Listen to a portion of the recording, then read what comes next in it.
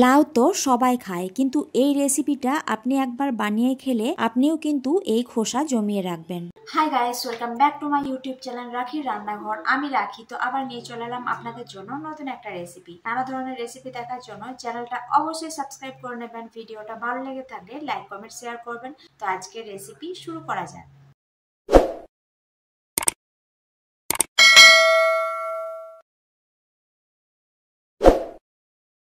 সত্যি বলতে কি, সোশ্যাল মিডিয়া না থাকলে তো জানতেই পারতাম না লাউয়ের খোসা দিয়েও এমন মজাদার কিছু বানানো যায়। তাই আজ একদম ঘরোয়া স্বাদের লাউয়ের খোসা বাটা আপনাদের সাথে শেয়ার করছি। তবে এই রেসিপিটা আজ আমি প্রথম বানাচ্ছি না, আগেও একদিন বানিয়েছি, সেদিন তো আমার ভীষণ ভালো লেগেছিল। তাই ভাবলাম একটা লাউ রয়েছে, লাউয়ের খোসাটা না ফেলে আপনাদের সাথে রেসিপিটা শেয়ার করা যাক। তো প্রথমে একটা লাউ নিয়ে লাউয়ের খোসাটাকে ছাড়িয়ে নিয়ে খুব কুচি কুচি করে একদম ছোট ছোট করে কেটে নিলাম। কেটে নেওয়ার পর ভালো করে ধুয়ে নিয়েছি। ধুয়ে নেওয়ার পর এই যে একটা কড়াই চাপিয়ে দিয়েছি। কড়াইয়ের মধ্যে 1 চামচ মতো সর্ষের তেল দিয়েছি, খুবই অল্প পরিমাণ। আর 1 চামচ মতো দিয়ে দিয়েছি কালো জিরে। এই কালো জিরের ফ্লেভারটা তো খুবই ভালো লাগে। আর 3-4টা মতো রসুন দিয়েছি। সামান্য একটু ভালো করে ভেজে নেওয়ার পর প্রথমে তো একটা শুকনো লঙ্কা দিয়েছি, ওটা তো বলতে ভুলেই গিয়েছি। তো সমস্ত কিছু ভালো করে একটু নাড়িয়ে নেওয়ার পর একটা বড় সাইজের পেঁয়াজ দিয়েও পেঁয়াজটা একটু হালকা লাল লাল করে ভেজে নেওয়ার পর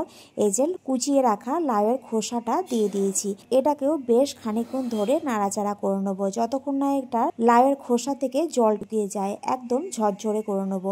এই যে দেখুন কত সুন্দর করে ভেজে নিয়েছি, একটু হালকা লাল লাল করেও ভাজা হয়ে গিয়েছে। আর লাউয়ের খোসা থেকে যে জলটা ছিল সেটাও কিন্তু একদম ভালো করে শুকিয়ে গিয়েছে।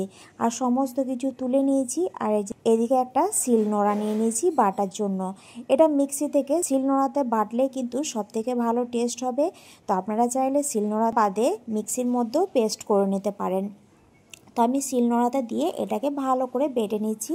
তো সমস্ত কিছু দেওয়ার পর সামান্য একটু নুনও দিয়ে দিলাম, যাতে নুনটা সমস্ত কিছুর সাথে মিশে যায়। এবার এটাকে ভালো করে বেটে নেবো। আর লাউয়ের খোসা আর সমস্ত কিছু কিন্তু ভালো করে ভাজতে হবে। খুব ভালো করে না ভাজলে এর কিন্তু একটা কাঁচা গন্ধ থেকে যাবে, আর কাঁচা গন্ধ থাকলে খেতেও ভালো লাগবে না।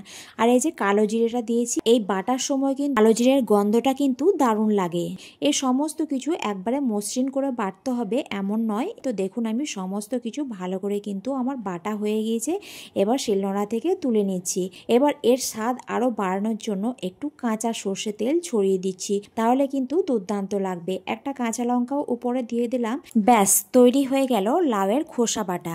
গরম গরম ভাত থাকলে তো এটা দুর্দান্ত খেতে লাগবে। তো লাউয়ের খোসা বাটা রেসিপি আমি যেভাবে বানিয়েছি সেটাই আপনাদের সাথে শেয়ার করলাম। তো রেসিপিটা কেমন লাগলো অবশ্যই কমেন্ট করে জানাবেন। ভিডিওটা ভালো লাগলে লাইক শেয়ার করতে ভুলবেন না। চ্যানেলে নতুন হলে চ্যানেলটা অবশ্যই সাবস্ক্রাইব করে নেবেন। আবার আসছি নতুন কোনো এক রেসিপি নিয়ে। আজকের জন্য টাটা।